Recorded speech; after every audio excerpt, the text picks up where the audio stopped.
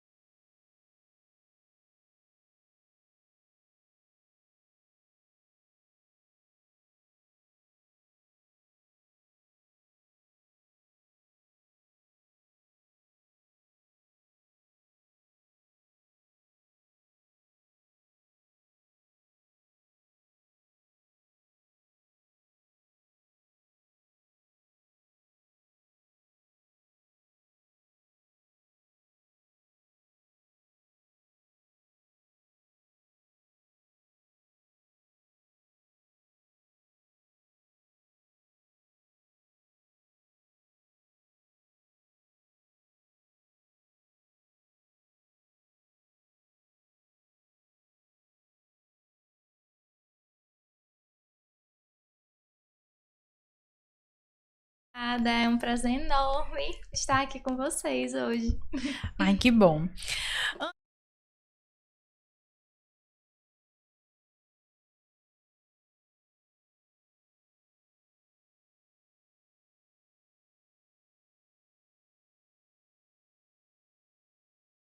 Então, para quem não me conhece, meu nome é Anne Araújo, eu sou nutricionista especialista em nutrição materno-infantil, certo?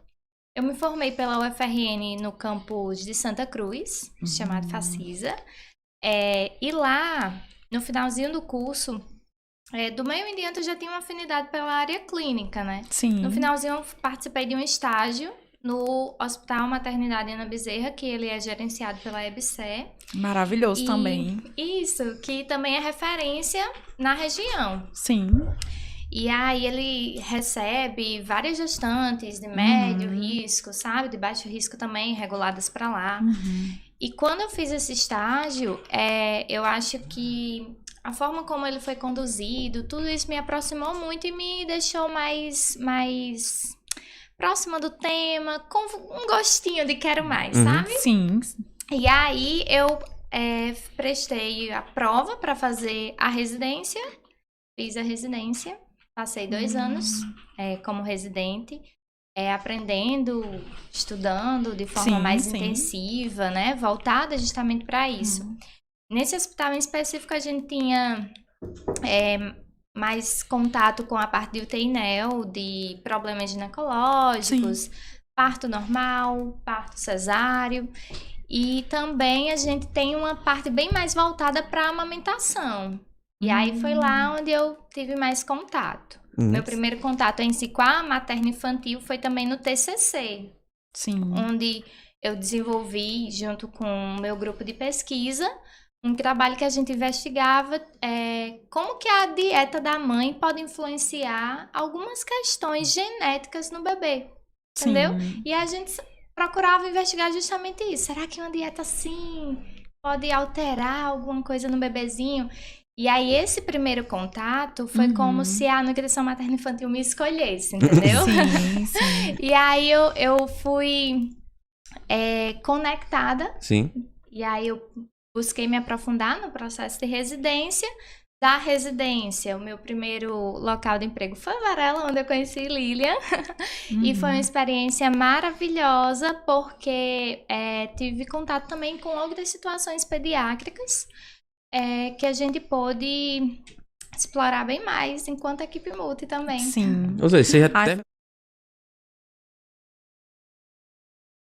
Não é todo mundo que tem essa sorte, não, viu? Isso. Primeiro, E assim, foi maravilhoso, pena. assim, o trabalho, a parceria, né? Aninha, eu sinto muito sua falta, mas, assim, foi maravilhoso, né? A sua... Vai chorar não, né? Não, tem dias que eu quero chorar, minha gente. E aí, depois dessa minha estadia lá, na verdade, ainda quando eu estava lá, eu prestei a prova para o mestrado. Sim. Em nutrição, porque eu também tenho muita afinidade por essa parte acadêmica. Sim. E aí, mestrado é um pouco mais pesado, né? Sim. Hoje eu estou atendendo na Nutrivida. E eu estou mais disposta aí, com horários mais flexíveis, para dar uma atenção de uma forma diferente para essas pessoas que têm dificuldades com alimentação infantil, com introdução alimentar, quando surge alguma situação de alergia. Então, assim, eu também pensei muito, né, nesse momento, porque quando você sabe que você tem um certo grau de conhecimento técnico, por que não também utilizar ele para essas pessoas que estão precisando, né, de um direcionamento assertivo, né, que às vezes a gente, infelizmente, não encontra profissionais específicos para resolver de uma maneira mais assertiva aquele problema.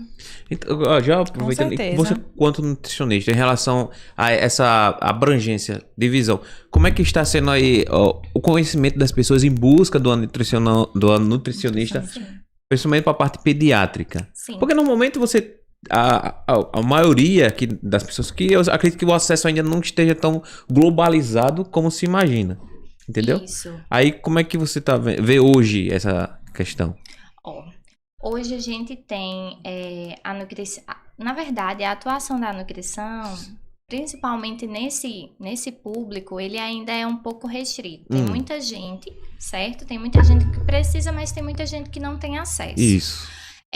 Eu acredito muito que o processo de interiorização tenha facilitado com que essas pessoas que estão se capacitando e que estão estudando muito nessa área consigam fornecer esses conhecimentos para aquele pessoal que ainda não tem como pagar um plano de saúde, por exemplo, ou como não tem como pagar uma consulta. E aí, por exemplo, o processo de interiorização da residência no interior, que aproxima. Por exemplo, a gente tem nutrição materno-infantil em Currais Novos, que é uma cidade do Seridó, e que acaba também facilitando o contato dessas pessoas. Hoje, eu percebo aqui em Natal que muitas pessoas acabam tendo também acesso ao plano de saúde, muitas vezes porque a empresa acaba custeando, né? E aí, em muitas empresas, assim, a gente tem profissionais que também são capacitados e que são direcionados para esse público. Sim, entendi. Ou seja, as mais pessoas...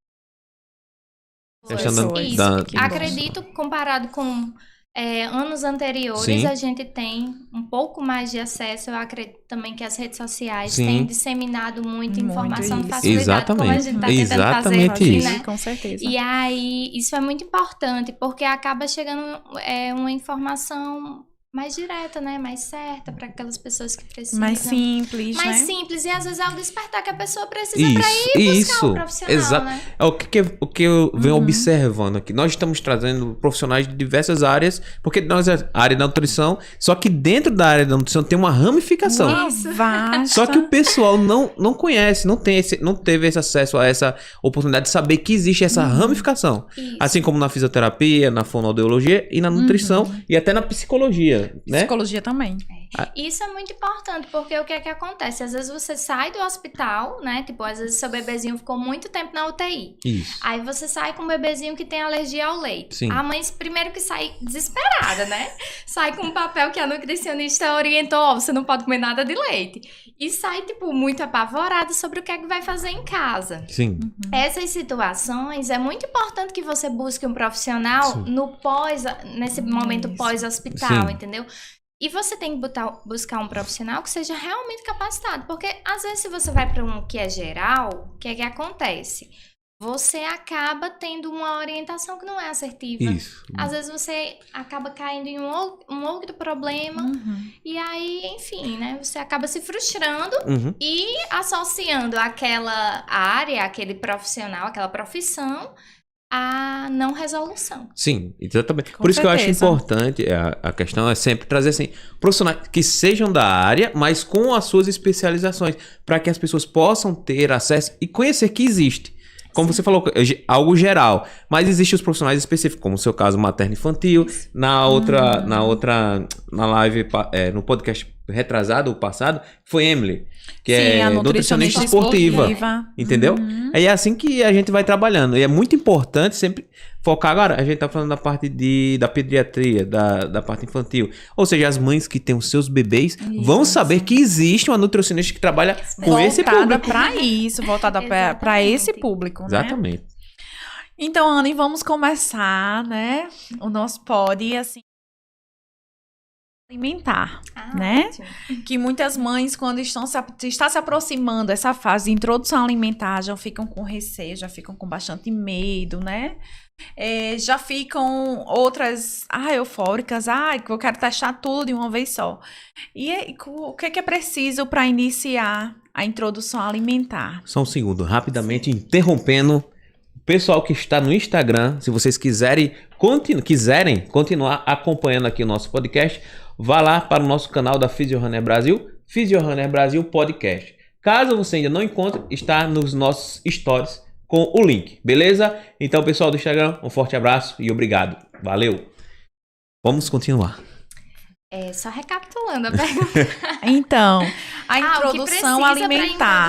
Isso. Tá, vamos lá. Primeira coisa. Eu preciso elaborar muitas coisas, assim, muitos utensílios, comprar tudo. O que é que a gente deve... Porque tem muitas mães que chegam, eu quero tudo, quero levar tudo na loja para começar a introdução alimentar, né? Então, vamos falar um pouquinho sobre esse assunto? Primeira coisa que se precisa para a introdução alimentar é paciência. Certo? Paciência e persistência, o PP. Por quê? Porque muitas vezes a gente vai com muita expectativa, como você tá falando, para comprar pratinho, para comprar o cadeirão, para comprar vários objetos fofinhos. Só que a gente às vezes dá uma desfocada que o que é que tem que ser o centro? O bebê, certo? E aí, para que o bebê seja o centro, a gente tem que lembrar que ele tá em um processo de aprendizagem, entendeu? Ele não nasceu aprendendo a comer, a gente que vai ensinar. E aí, como a gente vai ensinar, a gente precisa de paciência. E ele não sabe, eu vou comer isso aqui pra encher, né, minha barriguinha, meu estômago, pra ficar saciado. Ele não sabe associar isso ainda, né? É verdade. E aí, assim, em termos de materiais, por exemplo, aí vai precisar de uma lista de coisinhas. Sim. Então, os utensílios aqueles utensílios básicos, né? Isso, inclusive a cadeirinha, né? Pra ele poder sentar e fazer a rotina dele alimentar de estimulação ali. Mas quando eu falo assim sobre paciência e persistência, a gente brinca, mas realmente é algo muito importante, porque muitas mães vão repletas de expectativa para esse momento. E aí, por que isso? Porque a gente às vezes abre o Instagram, né? Aí o filho da amiga tá comendo tudo lindamente, o filho da blogueira tá comendo já com a própria mão. É praticamente assim. Mas na vida real não é assim que acontece. Uma coisa que eu costumo dizer muito para as minhas mães, né, as mães que me acompanham, é justamente que elas entendam que o 6º mês é um mês de exploração, certo? É um mês que muita coisa vai estar acontecendo para o bebê. Então, ele vai ser estimulado com todas as frutas, com legumes diferentes, com cereais diferentes. Ele vai ter que encaixar esse estímulo naquela rotina de sono que ele tem, é uma atividade nova. Sem falar que o movimento que ele conhece a vida inteira dele, que é o de mamar, né? Ou seja, no seio materno ou na mamadeira, ele não vai conseguir fazer aquilo. Aquele movimento que ele faz ali não vai ser o que ele vai conseguir fazer no alimento. E aí, muitas pessoas ficam frustradas porque vão dar na colher e o bebê não quer colher. Isso. Mas aí, né? Qual é o nosso instinto? É pegar a colher e botar na boca? Não. O nosso instinto é comer com a mão. E aí, por isso que é importante ter paciência, porque o bebê, cada bebê vai ter seu ritmo, vai ter seu tempo. Sim. E aí vai ter bebê que vai comer melhor da segunda semana em diante. Sim. Vai ter bebê que hoje vai comer bem, amanhã não vai querer nada. No outro dia vai se sujar e no outro vai comer bem. Isso, é de Mas aí, por isso que precisa de paciência. É de criança para criança, né? Exatamente. E uma coisa muito importante é você não parar. Problemas durante esse período da introdução, eles vão vir, vão ser muitos. Acontecem muitas coisas, porque nada sai exatamente como a gente planeja. Isso. Mas é importante ter esse autoconhecimento, e entendeu? dar continuidade mesmo, dar continuidade. né? Às vezes você perde o tempo da criança e ela passa a estar em com um interesse voltado para outra coisa. E aí, às vezes, para retornar ali, a gente tem um pouquinho de dificuldade. E tem que ter paciência também. Isso, mas eu acho que isso...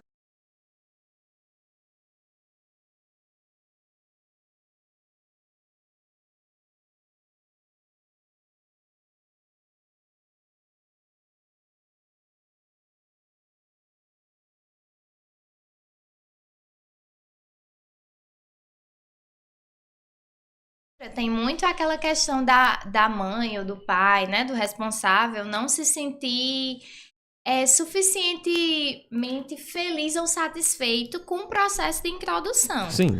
Então, às vezes, porque assim, o que é que a gente pensa, né? Por exemplo, no hospital, o acompanhante está satisfeito se a pessoa come tudo. Isso. Né? Aí você manda mensagem, comeu tudo, tô cuidando super bem. Você tá 100%. Exatamente. Em casa, quando a gente tá com a criança, a avó pergunta, né? Comeu tudo? Isso. Aí você quer dizer, comeu tudo, tá super bem. Mas verdade. às vezes isso não acontece. E é muito importante ter paciência com o bebê. Porque se a gente não tem paciência, a gente acaba atropelando o processo natural que aquele bebê vai passar. E às vezes fazendo com que a relação que esse bebê tenha com a comida seja muito ruim. E daí pra gente pular pra uma seletividade, pra uma dificuldade de se alimentar, é rapidinho. É rápido. É isso que eu oriento as mães também, né? Pra ter paciência, que cada criança também tem suas particularidades, né? É importante. Aninha, mas falando sobre os métodos, né? Existe aquele método clássico do amassado, do passado, né? E é importante a gente frisar aqui, pra quem tá assistindo também, que existe também o BLW.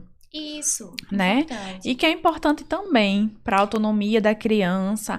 Vamos falar só um pouquinho sobre isso. A gente tem alguns métodos de introdução alimentar, certo? Isso. É o BLW, o Bliss e a introdução conservadora, assim, né? O que é que eu oriento que é o melhor? Qual é o melhor método? O melhor método é o método que os pais têm mais segurança, certo? Mas em que a criança é o centro. E aí, sempre que eu sugiro, se você vai apresentar a banana, certo? Machuque, né? Faça ali amassadinho no garfo, jamais liquidificado, certo? Jamais. Por quê? Porque a textura pastosa, a textura mais líquida, é a textura que a criança conhece. Então, é claro que ela vai ter facilidade, entendeu? Por isso, pessoal, nada de mingau, certo? Porque mingau também é pastoso. Não pode mingau? Não pode mingau. Mesmo? Agora eu vou ter que recapitular isso. Eu não posso nem bater a banana no liquidificador. Isso, não pode nem ser mingau. Não pode ser mingau. É tão simples, né? Porque criança tem que mastigar. É importante essa mastigação para ela, para preparar todos os órgãos fonoarticulatórios, né? Toda essa musculatura orofacial para preparar a criança para fala. Então, é importante que ela mastigue, né? Numa consistência normal. Isso, né? Exatamente. Sim. E aí é importante começar amassadinho, Sim. certo? Começar um amassado e vai evoluindo. Cozinhadinho, amassadinho e vai evoluindo, entendeu? Vai modificando esse amassado. Mas aí é importante também não oferecer só amassado. Sim. Como o Lilian falou, a gente tem o BLW. O BLW é o quê? É uma forma de apresentar os alimentos em pedaços. E aí, qual é o medo do pessoal? Sim. Engasgo. Olha, eu tava com essa pergunta, eu fiquei na dúvida. Eu vou fazer ou não vou fazer? Já que já entrou, aí vai, continua agora. Existem cortes que são específicos, certo? Para que você possa introduzir de uma maneira mais segura. E aí é muito importante que esses cortes sejam oferecidos para que a criança interaja, para que ela descubra que existem outras texturas. Então, por exemplo, é uma banana, né? Já que a gente tá na banana, eu posso fazer ela amassadinha no garfo e também eu posso oferecer ela num corte específico que é justamente para que o bebê interaja e conheça. Poxa, a casca tem uma textura diferente da polpa da banana. Certo.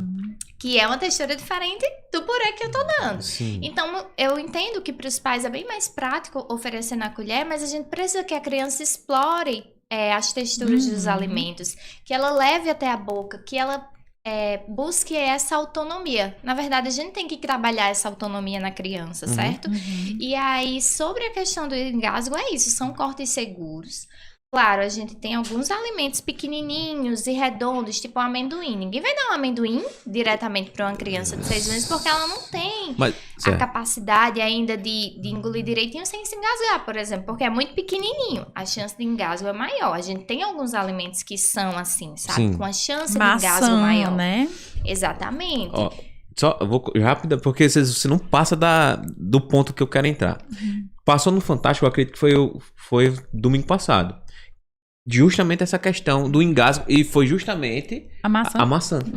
Aí você falou corte seguro. O que é o corte seguro? Como é que eu sei que é um corte seguro? Então, para isso, você precisa ir na consulta. Ah! Porque na consulta, a gente consegue explorar bem direitinho. Então, para cada alimento, eu tenho um corte específico, entendeu? E aí, por exemplo... A cenoura eu vou oferecer de uma maneira específica para aquela criança, para que ela consiga explorar. Muitas vezes a criança, que é o medo que os pais têm, que ela morda e engula. É isso. Tora um pedaço. Exatamente. Só que ela ainda não tem essa força, entendeu? Mas a banana ela consegue. Você pega uma banana. Depende de como você cortar. Não, mas se eu der uma banana assim, ó. Pega uma banana. Aí ela não vai dar uma mordidona? Então, depende. Na verdade, ela não vai conseguir arrancar aquele pedaço. E aí é importante que toda introdução alimentar, todo momento de alimentação, ele seja acompanhado dos pais. Ele seja supervisionado, certo? Porque justamente quando você for oferecer a banana, você vai ficar monitorando como é que a criança vai interagir ali com a banana, entendeu? Para qualquer situação que você identifique um risco, você já consiga controlar. E aí, por exemplo, no caso da banana, existe uma forma correta e segura de apresentar. No caso da uva, existe uma forma correta e segura de apresentar, justamente para que a gente consiga chegar no ponto que a gente quer, que é qual? A criança explorar bem os alimentos, não ter medo, não ter seletividade para aquela textura diferente, conseguir explorar bem e os pais estarem seguros. Além do mais, esses alimentos, muitas vezes a criança lambe bastante, sabe? Ela faz muito esse movimento. Então, nem todos os alimentos ela consegue, ela vai ter esse processo. Então, nesse caso, eu acho interessante, sabe o quê? Que a nutrição desse uma palestra para os cuidadores de criança, que trabalham em creche, os professores. Porque nem todos conhecem que existe esse corte seguro. É verdade. É o ideal, né? Não, porque assim, digamos, você vai estar uma criança numa creche, tem uns professores lá que não tem nem o conhecimento de primeiros socorros, nem muito menos que existe esse corte seguro. Porque só sabe quem tem acesso. E seria tão bom se fosse obrigatório, né? É verdade. Entendeu? Seria Quantas muito crianças evitaria engasgo? Inúmeras. Porque se existe cada fruta, e cada fruta tem um corte que é para a criança possa se alimentar de forma segura, então os cuidadores deveriam ter, eu não sei nem quem é que uma capacitação, uma capacitação, né? Exatamente. Mas pra assim, que eles pudessem aprender sobre existe isso. sim uma parcela, né, dos cuidadores de não saber a manobra, mas também tem alguns pais também que não sabem. Eu também não sabia. Então é importante pais, cuidadores, todos estarem, né, alinhados em relação a isso. Porque meu filho vai hoje pra escola, eu vou mandar aquela fruta da criança. Isso. Né? Então já começa dali. Então, como eu vou mandar? Isso. Porque então, os pais que não conhecem, mandam pedaço lá da maçã. Pois é. A banana. Aí acontece o quê? O engasgo. A criança vai comer o alimento Mas porque não na sabia. escola. Isso. Então vai e engasga na hora quem está acompanhando a criança naquele momento é o quê? É o professor, Isso. né? Então, É verdade. Infelizmente. E a gente fica sabendo um caso ou outro, mas... Acontece. É corriqueiro isso acontecer. Até porque ninguém quer que seja com seu filho, Exatamente. Tipo, é um caso ou outro, mas é o filho de alguém. Exatamente. Então é importante que a gente Com tá certeza. preparado. É importante também ter nutricionista nas escolas, né? Sim. Isso faz muita falta. Principalmente creche. Tem muita creche particular. Então, isso realmente a gente precisa desses profissionais aí também. Uma pergunta específica. Todas as nutricionistas.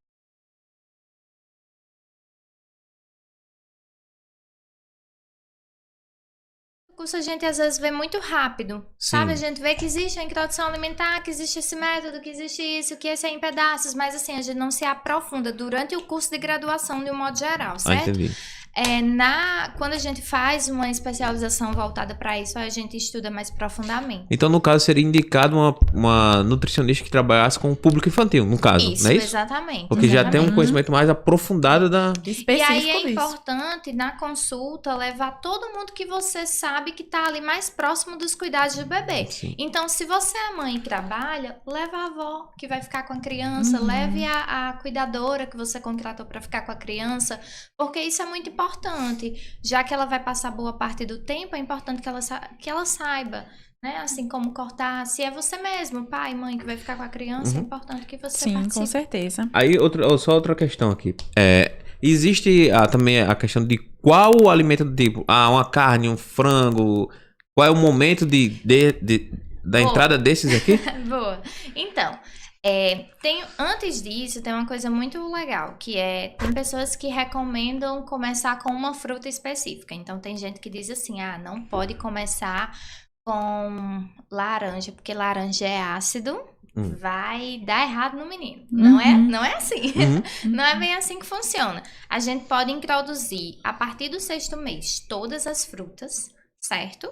E também todas as verduras, todos os cereais e todas as fontes de proteína. Certo. Tá? O que acontece? Na minha consulta eu gosto de organizar, porque o 6º mês ele é muito exploratório. E aí, como a partir do 6º mês a criança ela já está apta, por exemplo, para consumir alguns alimentos que realmente são mais alergênicos, como soja, peixe, camarão, ovo. Então, tem alguns alimentos que realmente são alergênicos.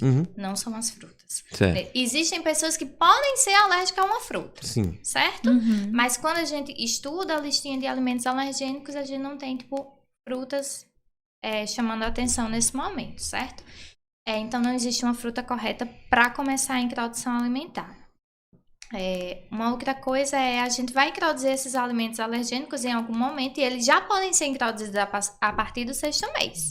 Agora, é muita coisa acontecendo no 6º mês. O que é que eu costumo fazer?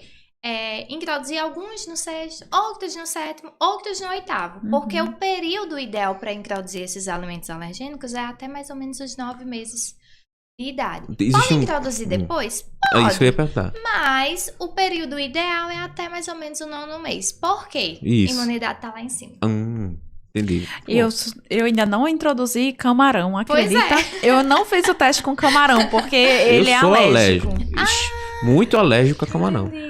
Ainda não se eu for num restaurante, eu não fiz o teste com água, porque enfim... Você pede digamos, tenho medo. se você for em algum restaurante e pedir uma macarronada, e eu consigo sentir se aquele macarrão foi feito em alguma coisa que já tinha sido preparado... Nossa, muito alérgico mesmo, né? Agora é uma coisa bem específica. Camarão. Entendi. Não, camarão e caranguejo. Agora, outros crustáceos, não tem problema. São coisas bem pontuais. Entendi. Então, aí seria uma boa fazer um test drive. É verdade. Não é não? Pra ver se tem essa com mesma certeza. questão. Para as crianças, mesmo que tem, por exemplo, para crianças que têm histórico de pais alérgicos, Sim. a gente também faz a introdução desses alimentos. E aí precisa ser uma introdução monitorada, Sim. certo? Junto com o pediatra e junto com a nutricionista. Sim. Porque a gente vai direcionar os pais. Quais são os sintomas que essa alergia pode manifestar na criança? Sim. E até quanto tempo? Montar uma UTI lá em casa, chamar vocês aí, a gente oferta. Ih, mãe. Tá ótimo. É a segurança. Carlinha também, pronto. Deu certo. Só um segundinho antes para a próxima pergunta. Pessoal, se vocês quiserem... Opa! Pessoal, se vocês quiserem participar aí daqui da nossa conversa, fazendo perguntas, é simples, tá? É só se inscrever agora em nosso canal, clicando aí abaixo no botão vermelho de inscreva-se, acho que fica aqui abaixo. Lembre-se também de ativar o sininho, colocando em todas as notificações, para que você possa receber as notificações dos nossos próximos podcasts. Então, realize agora mesmo a sua inscrição, clica aí no botão vermelho de inscreva-se. Tá com dúvida? Manda aqui que a doutora Anne responde. E aí, Adriane, temos alguma pergunta aí do nosso chat? Por enquanto. Então vamos pra frente. Joia. Deixa eu ver aqui. São muitas perguntas. Isso aqui são as listas. Sim. No geral, com pacientes disfásicas, né? Para introdução alimentar, existe alguma restrição? Paciente disfásica, gente, aqui tem dificuldade de deglutição. Então, essas crianças, tem algumas que existem, vamos dizer que na consistência sólida ela não vai aceitar, né? Por incapacidade mesmo, não é incapacidade, mas por toda as suas condições clínicas, né? Não permitir que ela se alimente por alimentos sólidos. Sim. Então, como a gente vai proceder nessa questão da introdução alimentar? Pronto. Isso costuma acontecer muito com crianças, por exemplo, que têm algum diagnóstico de paralisia cerebral. Às vezes elas têm uma dificuldade realmente de deglutição, né? E aí, quando elas vão se aproximando do 6º mês, a gente não vai criar a criança à base de leite, né? Certo. A gente vai fazer o quê? A gente vai buscar retroceder. Então, a gente vai desde o mais pastoso, junto também com a fono, porque é um trabalho que precisa ser junto, a gente sozinha não dá conta. E aí, junto com a fono, a gente vai do mais pastosinho e a gente vai explorando as texturas junto com a mãe, utilizando medida postural, entendeu? Já para a criança não comer deitado, para não correr o risco de broncoaspirar, né? Uma pneumonia aí, dar comidinha no pulmão. Então, a gente vai fazendo essa exploração junto, explorando cada textura. Chegou num ponto que a criança, a partir dali, não consegue evoluir, ok. Vamos manter, gente fica naquela textura sem problema algum. E aí, como fazer essa criança crescer? Venha para nutricionista. Marca uma consulta. Adoro. Marca uma consulta. Adoro, Anne. E sobre a GTM, né? Muitas mães perguntam, a pergunta, né? Ouro. É verdade. E aí, Lilian, eu só vou poder dar leite pela sonda? Nossa, muito boa isso. O que é que acontece? Muitas crianças, elas têm essa dificuldade, ficam tendo pneumonia de forma recorrente. E aí elas acabam indo para a GTM, que às vezes é um baque muito grande para as mães, né? Porque essa questão de se alimentar por um lugar que não seja a boca é algo um pouquinho mais complicado. Mas depois de todo um trabalho também com o psicólogo, de conversar, tirar todas as dúvidas, que a mãe consegue já se sentir mais segura, a gente vai para a dieta. Não é obrigatório que essas crianças recebam única e exclusivamente fórmulas infantis ou fórmulas alimentares, que é tipo o que isso? É tipo um leitinho em pó específico para crianças que têm dificuldade de comer pela boca, certo? Ou têm dificuldade de comer pela boca a quantidade que deveria. Certo. E aí essas fórmulas, elas são adequadas em quantidade de vitaminas, de minerais para essas crianças, certo? E aí elas vão propiciar o crescimento adequado, mas não é obrigatório dar só isso.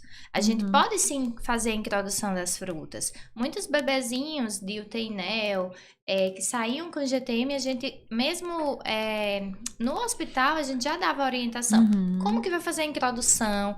Pode fazer liquidificado, antes de liquidificar, higienizar bem. Então, é necessário conhecimentos que são básicos. Porque, às vezes, na casa da gente, a gente pula umas etapas, né? Então, acaba pulando a higienização adequada, acaba esquecendo dessas coisinhas.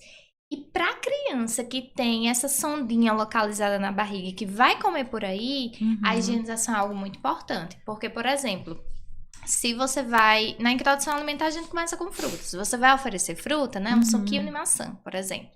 Que aí seria suquinho porque é a forma de falar. Na verdade, essa mãe vai pegar a maçã, vai higienizar bem, vai liquidificar com um pouquinho de água, vai peneirar umas 2 vezes e vai conseguir passar pela sonda pro bebezinho. Nessas situações é muito importante ter a higienização correta, porque pode ser mais uma via de infecção, entendeu? Pode ser mais uma forma. Se você não faz isso direitinho, você pode estar ali com mais um risco. Exatamente. Para criança. E aí a gente vai fazer tudo da mesma forma. A gente vai oferecer carne, a gente vai oferecer feijão, a gente vai oferecer ovo, a gente vai oferecer azeite, a gente vai oferecer tudo. Só a oferta que vai ser diferente. A gente vai adaptar a forma de preparo, tudo bonitinho, para quê? Para que consiga oferecer proteína na quantidade adequada, carboidrato na quantidade adequada. E assim, às vezes a criança vai precisar da fórmula? Vai, mas às vezes ela tá tomando só 2 vezes ao dia, por exemplo. E o que eu percebo é que as mães ficam muito felizes quando elas conseguem dar comidinha mesmo. Isso é muito bom, porque gera satisfação. Então não existe nenhum tipo de restrição. Lógico, se a criança não tiver alergia, nada disso. Não existe nenhum tipo de restrição de alimentos que podem ser passados pela sonda. Assim, a gente não vai fazer alimentos fritos ou assados, certo? Então vai ser preferencialmente alimentos cozidos. Porque eles são mais molinhos e aí mais fáceis de triturar. Porque nessa situação específica em que o paciente tem essa sondinha localizada na barriga e vai comer por ali, a gente precisa peneirar bem direitinho para poder não ficar nenhum gruminho que entupa essa sonda. Entendi. Isso, porque a sonda pode entupir também, né? Isso, exatamente. Aí a questão do tempero do alimento, existe ou não bota nada? Isso é muito bom, porque de uma forma geral, seja a criança come pela boca, a criança come por uma sonda, a gente vai poder utilizar temperos, a gente vai poder utilizar alho, cebola, cebolinha, certo? O que a gente vai restringir, de um modo geral, independente da via por onde a criança come, crianças menores de 1 ano não vão poder entrar em contato com sal. Menores de 1 não podem? Não pode. Risco de hipertensão e também de sobrecarga renal. Certo. E aí não pode, certo? Alguns temperos que a gente compra no supermercado já misturadinhos, esses aí muitas vezes já vêm com sal. É tanto que às vezes quando a gente cozinha, a gente nem precisa adicionar sal. Certo. Então esses temperinhos misturadinhos a gente não pode dar por causa do sal. Molhinhos líquidos, né? Temperinhos líquidos, esses aí também não pode por causa do danado do sal que tá lá dentro. Que tudo vem com sal, né? Tudo vem com sal. Mas o que é natural, a gente pode oferecer. Não tem restrição. Páprica, por exemplo, é um tempero maravilhoso que a gente pode introduzir também ali. Açafrão é outra que a gente pode substituir fazer. O colorau, né? Exatamente. É natural, é liberado para criança. E aí, independente da via de alimentação, a gente pode utilizar esses temperinhos, com exceção do sal, para menores de 1 ano. Sim, entendi. Ani, sobre o mel, né? Boa. Sobre o mel, que até a Berton também não sabia, né? Que menos de 1 ano... Sim, não, não pode, porque o que acontece? Vamos fazer bem, vamos deixar bem, como é que eu posso dizer, destacado assim, ó. Mel. Pode ou não pode? Deixar bem destacado. Pode ou não pode? Com qual idade pode? Tá, vamos lá. Mel para menores de 1 ano não pode ser utilizado. Por quê? Pelo risco de botulismo. Botulismo é uma doença causada por uma bactériazinha danada que acaba gerando dores abdominais fortes, dores musculares, problemas cardíacos. Então, o risco de infecção na criança é muito maior. E aí, até antes de 1 ano, não é recomendado mel. Para crianças maiores de 1 ano, você pode usar o mel, com uma ressalva. Que é justamente você não utilizar na função de adoçar. Certo. Porque assim, com 1 aninho, a criança já pode consumir suco, certo? Quando eu faço o acompanhamento, normalmente eu introduzo o suco ali só 2 vezes ao dia, 100 ml, 150 no máximo, para que a criança não acabe substituindo a água pelo suco. E muitas mães acabam querendo adoçar esse suquinho com mel. E aí não é legal, porque pode acabar viciando o paladar da criança para esses alimentos que sejam mais doces. O suco que você disse, que suco? Não, jamais. Calma. Vai ver que vocês não vê que vende. Suco de fruta. Minha filha, a Anne teve um infarto. Pronto, é importante. Agora. Porque suco é muito genérico, velho. Você fala assim, não é? É verdade. É genérico. Então vamos lá. Vamos lá. Criança, suco natural. Da fruta, origem. Fruta. Agora tá claro. Que suco, pessoal, pra quem não sabe, é que suco. Aqui no Nordeste, a gente fala assim... Só corante, né? Que suco. Aquele suquinho que chama suco em pó, né? Eu dizia que ia colorir meu estômago. Tá vendo? Que minha avó comprava. É o suco em pó, tá, pessoal? É o tal do que suco. Pra quem não é aqui do Nordeste. Vamos lá. O que é indicado? Suco de fruta? Show de bola. Muita gente fica em dúvida. Posso dar da polpa? Pode, pessoal. É melhor dar da polpa do que dar um suco em caixinha, por exemplo, certo? Então, é sempre o mais natural. E isso, a gente tá falando muito voltado pra criança, né? Mas acaba que o suco mais natural e alimentos mais naturais também servem pra gente. É uma orientação geral. Sim, tá ótimo. Eu falei, que suquinho coloridos, rosa. Vai lá. Vamos lá, Anne. Vamos conversar agora sobre APLV, O né? que é isso? A alergia à proteína do leite de vaca. Sim. Muitas crianças, eu acho que esse diagnóstico tem aumentado, né? Com certeza. Com o passar do tempo, Com ele vem aumentando. Explique um pouquinho sobre essa condição. Tá. A PLV, para quem não sabe, é a alergia à proteína do leite de vaca. Então, é quando a criança entra em contato com o leite, com essa proteína que tem no leite da vaca e ela não consegue digerir direitinho. Então, assim, pessoal, o alimento, ele tem 3 nutrientes básicos, né? Normalmente, a maioria tem isso. Carboidrato, lipídio e proteína. Carboidrato, gordura e proteína. É importante saber disso porque muita gente confunde a alergia à proteína do leite de vaca com a intolerância à lactose. Isso, exatamente. Certo? Então, assim, às vezes o bebê vem com a mãe dizendo que ele tem a PLV, né? Que a gente vai chamar assim, porque é mais fácil, para não precisar dizer o nome todo. Então, mas saibam que a PLV é a E hoje também está muito leite... disseminada a informação. A PLV, a PLV, Isso. a PLV. Será que meu filho tem, né? Sempre fica naquela dúvida. E é diferente de intolerância. Às vezes você vê a criança tem intolerância. E aí, assim, normalmente a PLV, ela se manifesta como? Ela é uma reação que ativa o sistema imunológico. Então, tanto a criança que mama exclusivamente, como a criança que toma fórmula, ela pode manifestar a PLV, certo? Não é todas as crianças que vão ter, mas algumas crianças vão ter. E aí, a intolerância à lactose é diferente, certo? Porque é uma reação de dificuldade de digestão. O intestino não consegue produzir o componente necessário para digerir a lactose.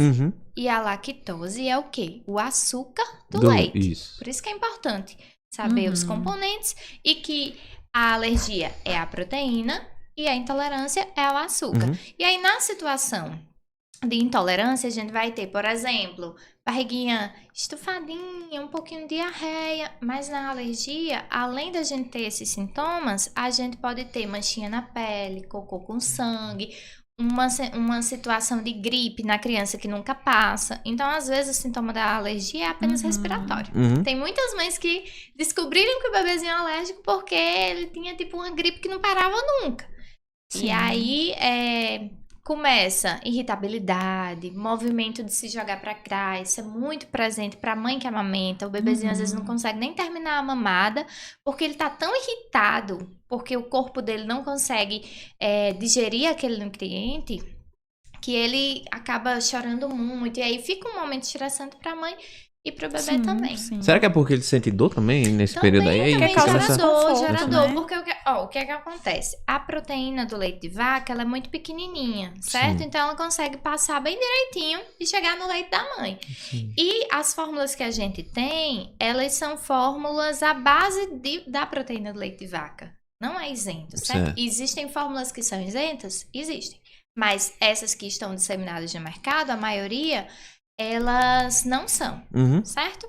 E aí, o bebezinho vai ter essa reação porque ele não consegue digerir. E essa molécula, né, essa proteína do leite de vaca, ela consegue desencadear essa reação alérgica, essa reação inflamatória, por até 4 vias diferentes. Isso gera dor, né? E aí ele fica bem irritado mesmo. Então deixa eu fazer só uma observação aqui. Porque a gente tá falando da alergia do leite de vaca. Algumas pessoas podem pensar que é só aquele leite que você compra no supermercado ou pega nas fazendas, que vem da vaca. Mas é a mãe ingerindo o leite da vaca.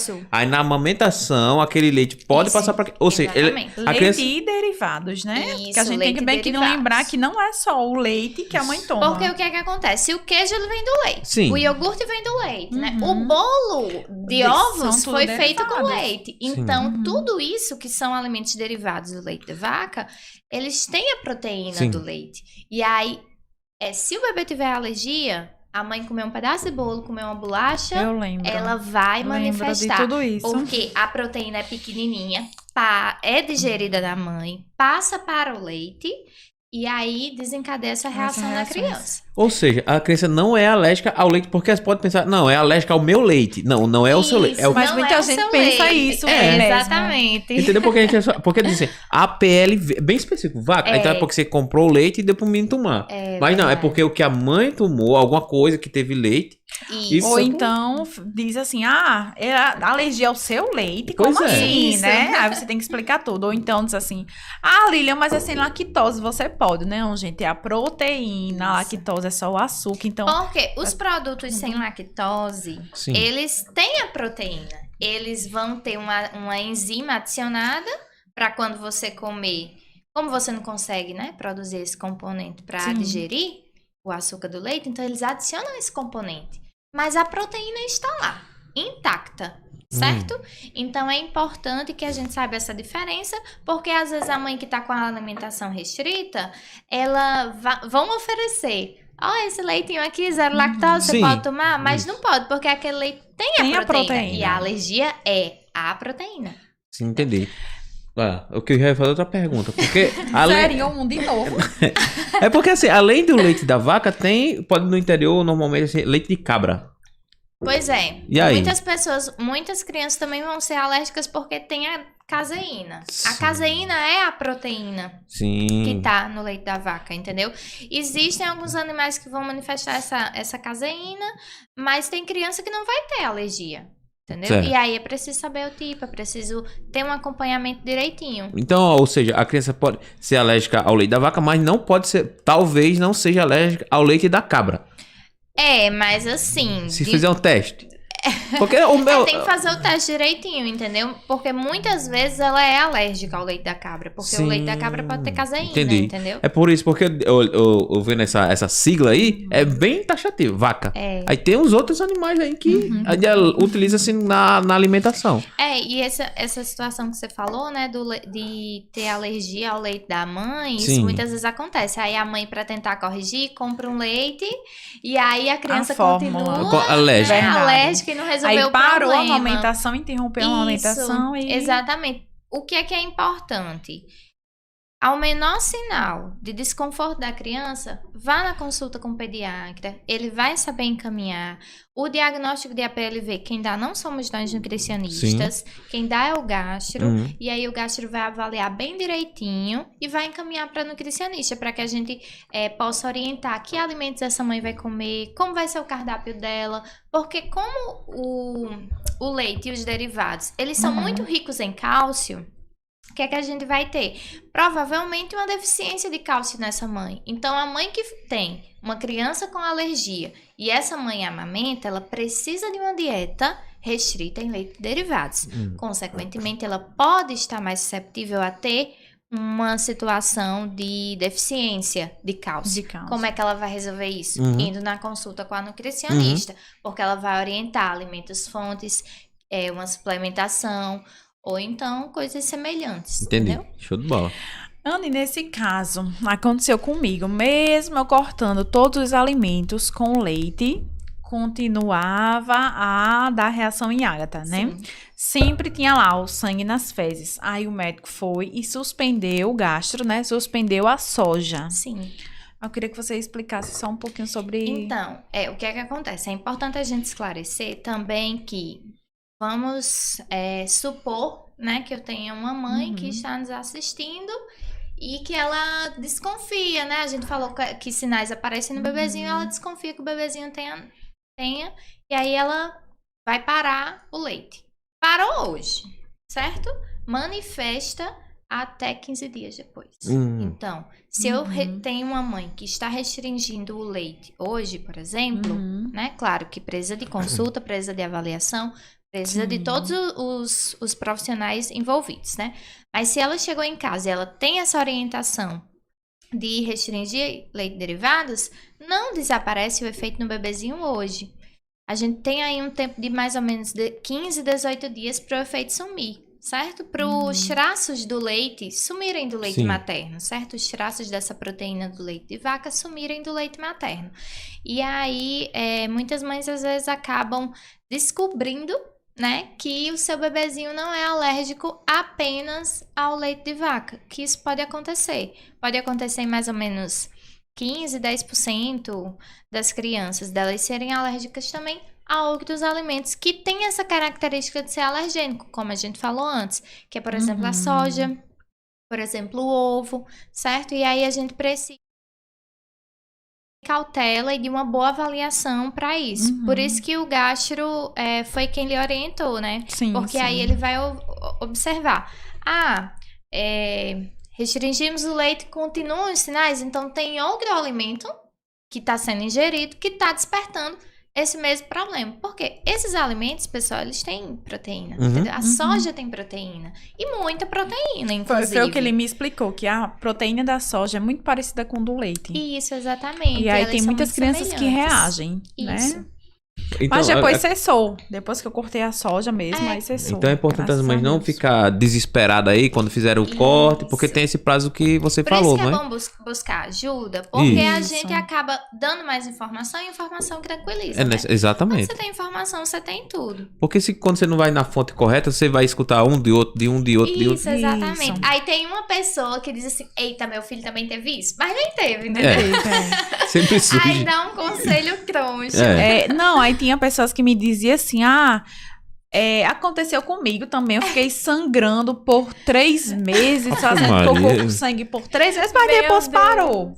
Pois é. É bem normal. Eu já escutei demais isso. E aí, a gente tá falando disso, isso pode às vezes acabar assustando algumas mães, né? Exatamente. E é importante, pessoal, que vocês saibam que não existe um método que a gente previna a PLV. Não existe um método para prevenir. Não existe uma alimentação que previna. Certo? Então, por exemplo, a alimentação da mãe, se ela excluir leite e derivados, isso não vai fazer com que o bebê tenha menos chances. Pelo contrário, a gente tem um estudo muito recente, um estudo com mais de 500 mulheres que observou ela por ano, certo? Na verdade, observou ela durante todo um ano e observar a amamentação e a alimentação. E aí, mulheres que consumiam muito leite, elas não tinham bebês que tinham a PLV. Sim. Pelo contrário, os bebês delas cresciam normal, saudável, certo? Tranquilinho, sem deficiência, sem outras questões. E aí é importante a gente falar isso porque às vezes mães de primeira viagem, ou enfim, mães, ficam com o coração apertado pensando, meu Deus, eu não quero que isso aconteça com meu filho, eu não quero que ele passe por isso, porque realmente é muito difícil até conseguir o diagnóstico, às vezes existe, não é que é muito difícil, mas às vezes existe muito sofrimento, né, sofrimento da mãe, sofrimento da criança, às vezes perde um pouquinho de peso também, aí a gente já fica preocupadíssimo, e aí é importante saber que não existe como prevenir, certo? Isso pode acontecer, pode manifestar, não vão ser todas as crianças, por isso que é importante o acompanhamento e as consultas bem direitinho. Ou seja, não existe um traço específico não tem uma causa específica, né? É isso, exatamente. E aí é importante falar essa questão, porque tem muita gente que diz assim, mas será que eu preciso cortar o leite na última semana de gestação? Então, isso. Né? Pois é. Não precisa. Será que se eu estou amamentando, eu tenho que deixar de tomar leite? Se o seu bebê não tem a alergia, você não precisa restringir o leite. E já no meu pensamento, quando eu tava grávida de Agatha, eu tinha 2 amigas que, sabe assim, só comia folha na gravidez e os bebês tiveram a PLV. Sim. Então disse, eu vou enfiar o pé na jaca, que é pra Agatha já experimentando tudo. E aconteceu de todo jeito também. É verdade. Então, pois é complicado. Saber disso, É né? complicado. E sobre a contaminação dos utensílios? Sim. Existem, de um modo geral, o que é que eu sempre oriento as mães? Tenha uma esponjinha específica para lavar as coisas do seu bebê. Porque você fritou uma carne. Aí você vai lavar a mamadeira com a mesma esponja que você lavou a frigideira. Peraí, né? E aí é importante lavar bem direitinho. Então, isso aí já é um ponto que todo mundo deve seguir, assim, certo? Existem situações de pessoas que são hipersensíveis, certo? Um grau de alergia muito, muito alto. que aí elas não vão conseguir tolerar crasso. E o que é tolerar crasso? É tolerar o crasso da proteína que tá ali. Isso significa que, por exemplo, se eu fiz vamos supor que a criança tem 8 meses. Aí eu bati uma vitamina para a filha de 5 anos, lavei o liquidificador e fiz uma preparação para o meu bebê. Que tem alergia. Que tem alergia. O equipamento utilizado foi o mesmo, certo? E aí, às vezes, a criança manifesta. Sim. Por quê? Porque o equipamento utilizado foi o mesmo. Então, ele carregou traços daquele alimento, do leite da vaca que estava ali, que foi utilizado para fazer a vitamina. Isso acontece muito. Eu já tive de atender criança. Eu acho que isso foi na época da minha residência. O menino, ele tava, tipo, com muito sangue nas fezes e era, tipo assim, algo constante, entendeu? E aí, quando a gente foi conversar com a mãe, ela não tinha nenhum tipo de separação, assim, mas nem era porque ela queria, era justamente porque ela não tinha tido a orientação. Isso, exatamente. E aí, às vezes, para aquelas pessoas que têm muitas pessoas em casa, ou às vezes quando nem tem tanta gente assim, às vezes a gente acaba esquecendo. Isso. E aí é importante, né, que as coisinhas do bebê sejam separadas. É tanto que no ambiente hospitalar, Sim. o ideal é que a gente tenha os utensílios específicos para aquelas crianças que têm alergia. Uhum. E outra coisa, essa PLV, ela some e chega um momento que acaba? Então, ela é resolvível em muitas das situações, certo? Ela tem um índice de resolutibilidade bem alto. Bom, né? Isso, então, se a criança fizer o tratamento bem direitinho, o acompanhamento bem direitinho, muitas vezes o que é que vai acontecer? Vai resolver com 1 ano. Às vezes pode resolver antes, né? Depende também do diagnóstico, né? De quando você diagnosticou. Minha filha, eu pedi um bolo todos os dias. Um bolo bem recheado todos os dias. Ai, meu Deus do céu. Foi uma fase bem difícil, mas passou, graças a Deus. Existem pessoas que vão manifestar até a vida adulta. Existem adultos que podem desenvolver. Adultos? Sim, mas assim, é importante saber que é tipo 1% desse pessoal aí. Não, é um pouco mais difícil. É raro, né? É um pouco mais difícil. Mas, ou seja, a criança pode ter a resolução ou não, no caso. Sim. Tudo isso aí vai ter... muito provavelmente vai ser resolvido. Sim, agora tem que ter esse acompanhamento. Tem que ter o acompanhamento. Fora isso, tem aquele leite que a Agatha tomava, Pepti. É o Pepti. Né? Isso. É o Pepti. E aí, existem vários tipos de leite. Que ainda não deixou. Pois é, acho que Ainda ambiciona não aquele deixou. leite. Olha que o sabor nem é tão agradável. Eu já dei ninho a menina. Nada. Ninho, uma delícia, né? Mas, nada. E aí, delícia pra quem? Pra mãe. Pra mãe. Porque o paladar da filha é diferente. Tá vendo? É verdade. É importante saber disso, pessoal, quem tá fazendo introdução alimentar, certo? Sim. Porque, né, acaba que às vezes a gente quer que a criança coma a fruta que a gente ama. Exatamente. Não é que assim. você gosta. A minha não quer de jeito maneira. Isso, exatamente. Sim, aí em relação ao leite, o Pepti. Então, existem vários tipos de leite, né? Sim. E aí, a indicação de cada tipo vai variar da sintomatologia da criança. Existem crianças que têm uma sintomatologia muito forte. Certo. Então, normalmente, né, o que é mais comum, crianças que fazem cocô com sangue, que tem manifestação tópica, ou seja, manchinha na pele por causa da alergia, essas crianças, elas vão... muito provavelmente para a fórmula que é a base de aminoácidos, certo? Essa fórmula base de aminoácidos é a que a Agatha tomava, que é o Neocate, eu acho que no início, né? Não, ela chegou sempre a tomar? foi o Pepti. Foi só isso aí. Foi o Pepti, foi. Tá. Então, tem crianças mas que vai ser porque bem também a mais gente sensível. já iniciou, acho Sim. que com 8 meses, né? Porque eu ainda fiquei guardando o leite materno e depois que ela iniciou. Ela iniciou Então, mais tarde. Tem criança que vai ser mais sensível e vai direto pro Neocate, certo? Que é uma fórmula que não tem nada de proteína do leite de vaca. Não tem nada, certo? Ela é a base de aminoácidos. O que é aminoácido? É tipo, pense num colar de pérola, certo? O colar é a proteína. Cada pérola é um aminoácido.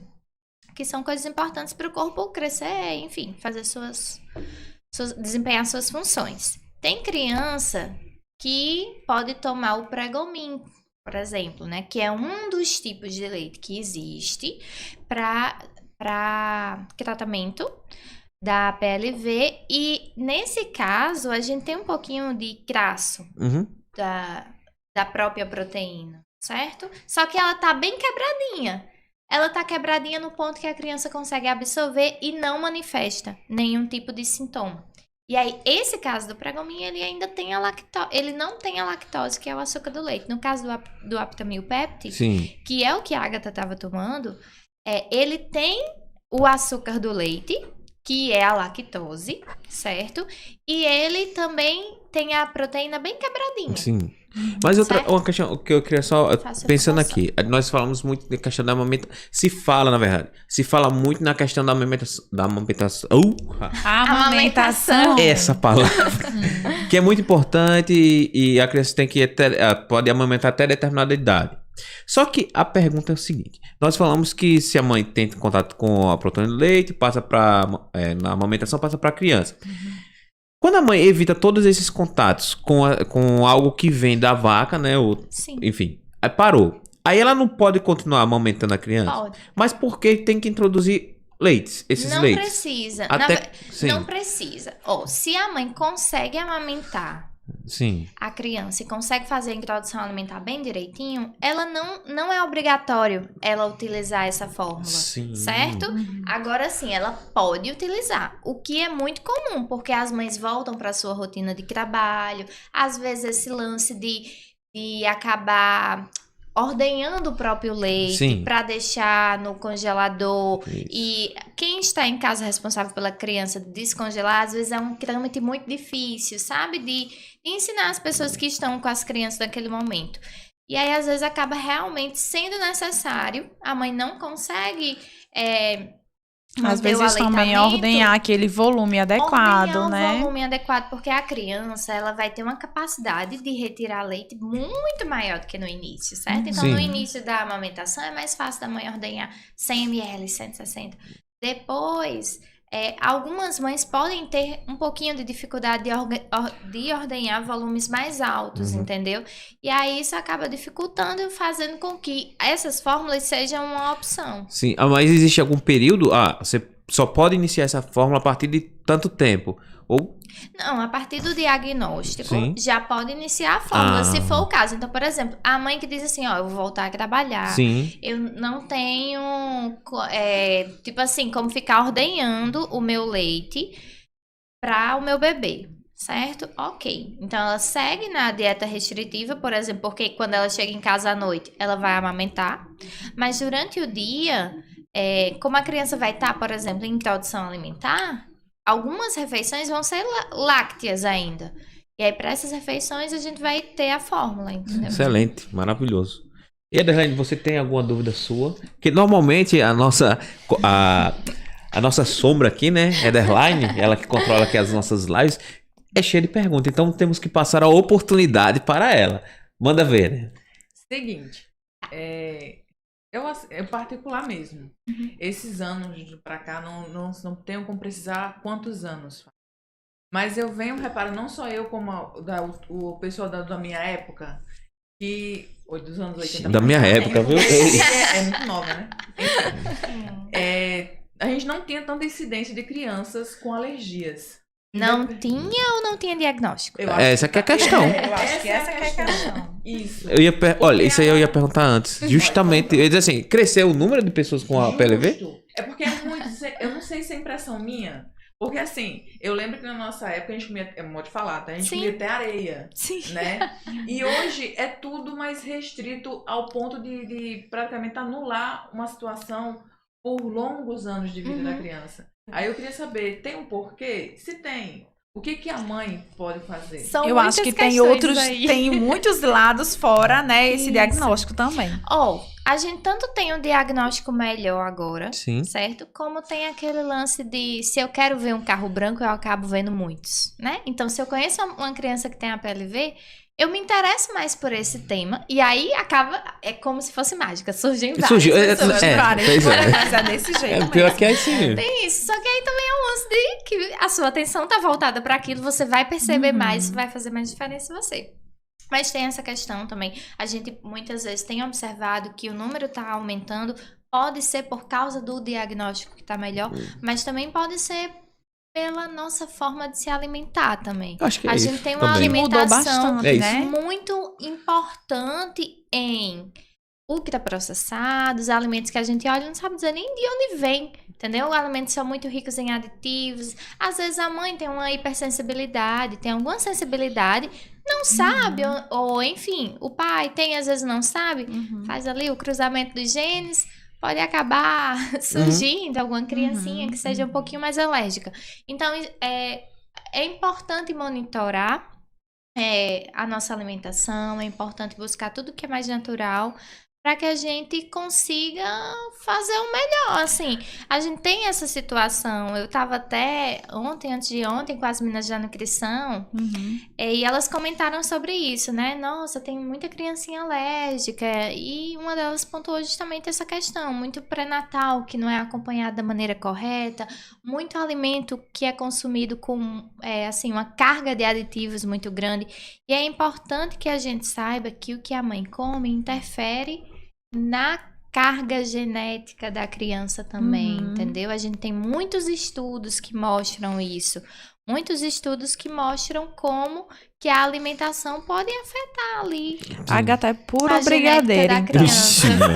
E tem uma outra coisa, tem um estudo muito legal que mostra que o que a mãe come deixa um saborzinho residual no criança. líquido amniótico. Então, quando ela entra em contato com isso na introdução alimentar, já recorda. Tem uma lembrança sensorial ali. Por isso que ela adora um chocolate, um brigadeiro, Mas é importante isso mesmo, porque muitos pais, né? Eu vou preparar isso que é mais rápido, né? Isso. Aí e teve complicado. Uma coisa que ela falou sobre esse negócio, tem mudado muita coisa, né? Sim. É uma das primeiras coisas que eu falo na minha consulta. Muita coisa mudou. E que bom que mudou. Porque acaba que a gente tá cuidando melhor das nossas crianças, né? Que é nosso futuro. Exatamente. Né? E a gente precisa cuidar melhor, precisa cuidar da melhor forma. Essa questão do mingau que a gente falou mais atrás, né? Que a gente acabou não desenvolvendo. Essa questão do mingau é algo muito importante. Porque o leite de vaca, ele é muito rico em sódio e potássio. E ele tem essa proteína que é um pouquinho mais difícil de digerir. Normalmente as crianças que vão tomar mingau, elas tomam o dia inteiro. E elas crescem tomando o dia inteiro. E o mingau não vem só acompanhado do leite. Ele vem com açúcar de adição. Ou ele vem com uma mucilagem, um cereal ali de adição também. Que vai favorecer a textura, vai favorecer o sabor. Às vezes não é açúcar como a gente conhece. São similares do açúcar. Que vão favorecer com que essa criança tenha mais afinidade por alimentos doces. E aí seja um pouquinho mais preguiçosa. Ou tenha mais dificuldade. Preguiçosa para comer ou tenha mais dificuldade de entrar em contato com outras texturas. E aí assim... Que bom que isso mudou, por quê? Porque quando a gente avisa a mãe hoje, ela tem mais consciência. E aí ela sempre acaba refletindo. Então eu escuto muito. Eu não fui assim. Eu tive muita dificuldade de comer fruta e verdura, entendeu? E aí o que é que você quer? Você quer que seu filho cresça bem, saudável, que seja ali uma introdução difícil, né? Que realmente muitas vezes como a gente falou, mas que ele cresça bem, saudável, fazendo boas escolhas, tendo uma boa relação com a comida, ou você quer que ele cresça à base de proteína do leite de vaca, que pode gerar ali um dano renal também, certo? Um probleminha no rim, e que lá pra frente ele pode provavelmente ser uma criança com mais predisposição à obesidade infantil, que tem dificuldade de comer fruta e verdura, e que tem dificuldade de se exercitar. Então, quando a gente pensa em introdução alimentar, a gente pensa na qualidade de vida também. Aquelas papinhas? Eu acho que é papinha o nome disso. Que vem no supermercado. Eu sei, que diz que é pra criança. Não é não? Dizem. Porque a propaganda é perfeita, né? Pois a propaganda, né? Mas essa é a alma do negócio. Não, mas eu digo assim, é bem explícito, assim, que essa aqui é... A gente tem uma norma, eu não vou saber, assim, todos os pontos a respeito dela, né? Falar bem direitinho, mas... Tem uma norma que regulamenta que a gente não pode fazer tanta propaganda de alguns produtos, sabe? Comparando que são melhores do que a amamentação, por exemplo. E aí tem algumas que também restringem o uso de alguns personagens para que não chame a atenção da criança. Mas muitas vezes pode ser utilizado outros artifícios, como fazer uma porção menor, porque por ser pequena a gente já associa que é para criança, né? E aí muitos desses alimentos acabam não sendo para criança por quê? Pelo açúcar e pela quantidade de aditivos que tem. Corantes, enfim. E assim, Aninha, vamos combinar, né? Se a gente pensar, aquele bichinho vem só frutas, dizem que é só frutas ali. Ah, sim. Que se a gente realmente for só frutas e a gente guardar na geladeira, daqui a uma semana, aquelas só frutas que a gente colocar já tá tudo estragado, já tá cheio de mofo. Uma semana é muito, né? Você tá sendo generosa. Porque aqueles bichinhos do supermercado é mais de um ano, ou seja, não só tem frutas ali, minha gente, né? A gente também tem que usar o raciocínio. Assim, hoje a indústria usa muitos artifícios um pouco menos rico em aditivos para conservar mais, certo? Mas mesmo assim, por que essas papinhas que vendem prontas eu não indico? Porque eu tenho uma mistura de várias frutas e eu vou dizer pra criança que ela tá comendo o quê? Sim, você comeu uma salada de fruta. Entendeu? Então, assim, você tá comendo uma misturinha de banana, maçã e laranja. E qual é o gosto da banana? Mas qual é? Exatamente. Qual é a parte que chega lá? Da banana? E a banana é tão versátil, sabe? Tem tantos Pois é, sabores, só descascar, amassar e pronto, né? Ou ofertar a banana assim. Então. Exatamente. A maçã pode cortar da forma segura, pode fazer purezinho, pode fazer uma tortinha de maçã com canela, que é a coisa mais simples do mundo. Então, tem tanta forma legal da gente oferecer. E aí entra num ponto muito importante, que é necessário para a introdução, fazer uma introdução segura, bem legal, organização. Organização é a chave de uma alimentação adequada do bebê até o idoso. Pra gente também é a chave, entendeu? Tem até pessoas que têm dúvida, né, sobre congelamento. Eu posso congelar a comida pro meu filho? Não vai perder nutriente? Não. Isso é uma dúvida, hein? Vamos deixar pro final. Essa é uma dúvida que recebemos. Tá. Aí, pronto. Aí sim. foi quase. Sim, contei. Não, desculpa. Vamos esperar pro final. Chegou no final. O seu raciocínio, Ana. Tá. Nessas situações, pode-se congelar comida para criança, certo? É importante até que se faça para que você consiga fornecer bem direitinho. Porque é a correria, às vezes a mãe voltou a trabalhar, o pai tá trabalhando, e aí você fica meio tipo, eita, hoje eu só vou conseguir dar arroz e feijão e ovo. Eu não consigo dar nenhum brócolis porque tem que cozinhar, tá congelado. Então, assim, nessa situação, tira um dia da semana, prepare, certo? Congele. Pronto. Congelar todo? Não, congela em porção pequenininha, entendeu? Que fique fácil para usar no dia a dia. E aí, tem um tempo, né? Até quando você pode congelar, até quando é legal descongelar. Mas saibam que se você fizer da forma adequada, tanto o cozimento quanto o acondicionamento congelado, como o descongelamento, você vai estar oferecendo um alimento com nutrientes, um alimento legal para o seu bebê. Não tenha dúvida. Agora, para isso, precisa de orientação, precisa ir na consulta. Sim. Aninha, a outra dúvida é a questão de a criança está com, vamos dizer que meu bebê, né, estou amamentando e meu bebê está além da curva. Sim. Né? E tá um bebê fofinho, né? E muita gente diz assim, porque essa foi uma dúvida até de uma colega nossa. Então, tem muita gente que diz, vai fazer dieta, mulher. Não oferta mais esse peito para essa criança, ou não oferta tantas vezes. Queria, né, vamos lá. Entrar nessa situação. Criança que amamenta, às vezes pode ter nessa situação, ou criança que toma fórmula pode ter essa situação. A curva, para quem não sabe, é a curva onde a gente avalia o peso e o crescimento de uma forma geral da criança. Peso, altura, o tamanho da cabecinha. E aí, o que é que vai acontecer? A gente vai ter valores que a gente deseja que a criança esteja para cada momento. 1 mês, 2 meses, 3 meses. Na linha verde é o adequado. Linha laranja até a linha vermelha é tipo um excesso. E da linha vermelha em diante é tipo tipo obesidade, assim, é tipo um excesso bem considerável. Essas certo? linhas que você tá falando tá na caderneta, né? Está na caderneta da criança. Muito A caderneta é um documento incrível, que tem muita informação e que às vezes a gente passa despercebido. Essa caderneta é importante levar para o nutricionista também? Sim, pronto, com certeza. É importante dessa informação. Inclusive, além da caderneta da criança, a gente necessita de alguns exames. Então, tem mãe que às vezes vai para consulta e não leva caderneta, não leva exame. E aí é importante levar, porque pra gente passar a dieta, para a gente dar orientação assertiva, uma orientação que tenha efeito, a gente precisa entender o problema, certo? Então é necessário. E muitas vezes essas crianças que estão amamentando, a gente faz lá uma avaliação, a criança está acima da linha vermelha. Indicando um possível excesso de peso, né? No caso, o que é que a gente faz? A gente não vai restringir peito, a gente não vai restringir a alimentação do bebê, quantas vezes ele mama, o volume que ele mama, quanto tempo ele passa no peito. Sim. Durante o primeiro ano, existe um aumento muito expressivo do tecido gorduroso. Isso é necessário para a criança, certo? Claro, vai ter aquela pequena porcentagem que também vai acompanhar uma desregulação hormonal, por exemplo, que conduziu a essa situação.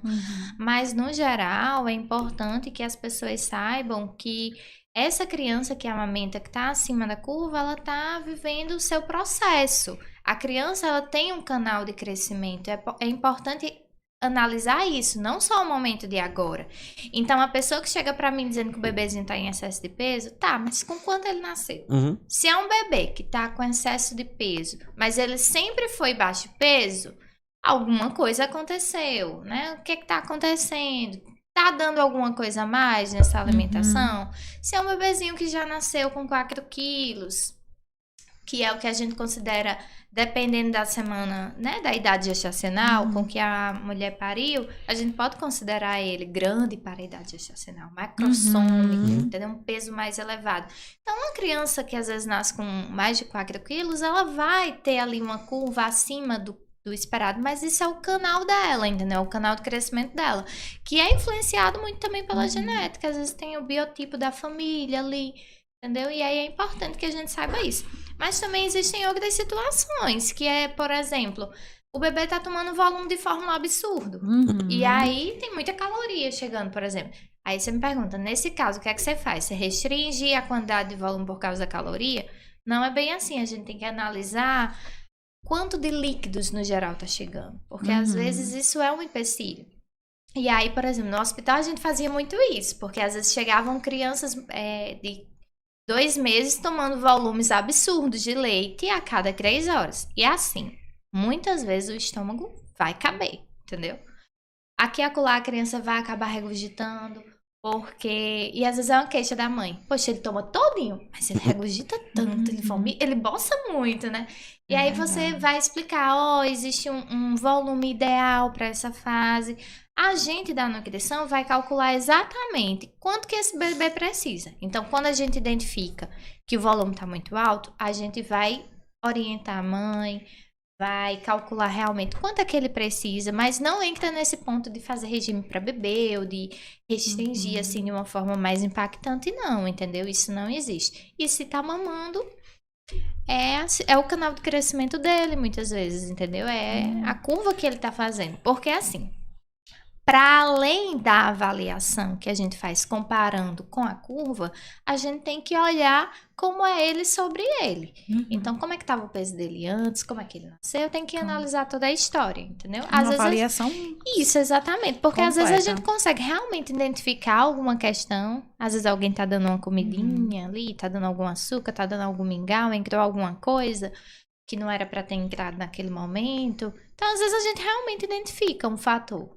Mas quando a gente não identifica, a gente vai trabalhar na base da paciência, entendeu? A gente vai buscar respostas e vai conduzindo o acompanhamento seguro. Então, digamos, se o bebê... Porque essa questão de quantidade é aquela que você pode medir, não é isso? Agora, quando o bebê tá amamentando ali, você não tem como calcular... E assim... Você vai desaclopa. Não vai, né? Você não vai, desaclopa. E aí, assim, não existe necessidade de dizer à mãe, só deixa seu bebê mamar por 10 minutos, isso, nada mais. Isso não, até porque isso prejudica o vínculo do bebê com a mãe, entendeu? A mãe, muitas vezes, é o porto seguro desse bebê, entendeu? É tudo que ele conhece. E aí, você restringir isso, você interferir também nesse vínculo, entendeu? Então, não é algo legal. Mas outra questão, na hora que ele estiver amamentando, que ele se tem que estar saciado, ele não vai... Ele vai. E então assim, não vai passar daqui. E eu vou lhe dizer uma coisa.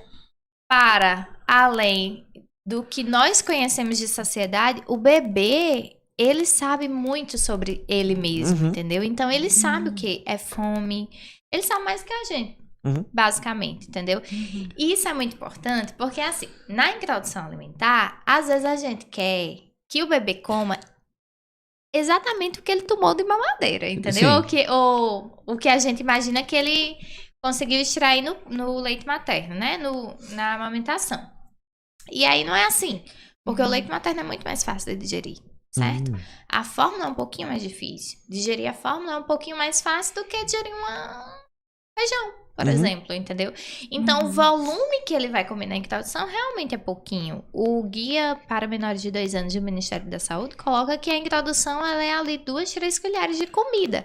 Pra gente é praticamente inconcebível. Mas pro estômago do bebezinho, que é muito pequenininho, eu ficava com bastante todos. Meu Deus do céu. Gera um grau ela de não comeu nada. Então, né? aí Carlinha dizia, tenha calma, que é 2, 3 colheres. Eu ficava mais tranquila. Exatamente. Por isso que é importante a informação, entendeu? A gente brinca aqui, né? Vai na consulta. Mas realmente tem que ir, porque você tira suas dúvidas, entendeu?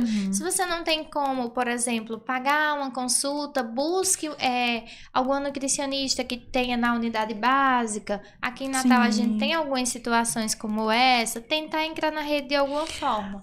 Outra dúvida que recebemos é crianças com APLV, né? Voltando ao assunto da APLV.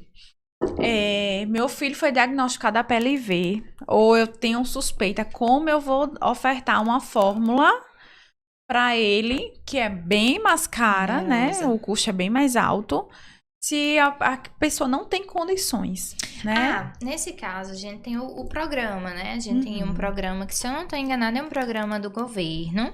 Já é um programa mais antigo, assim, né? Um programa mais antigo. E aí, esse programa, a gente consegue fazer o acompanhamento com o gastro.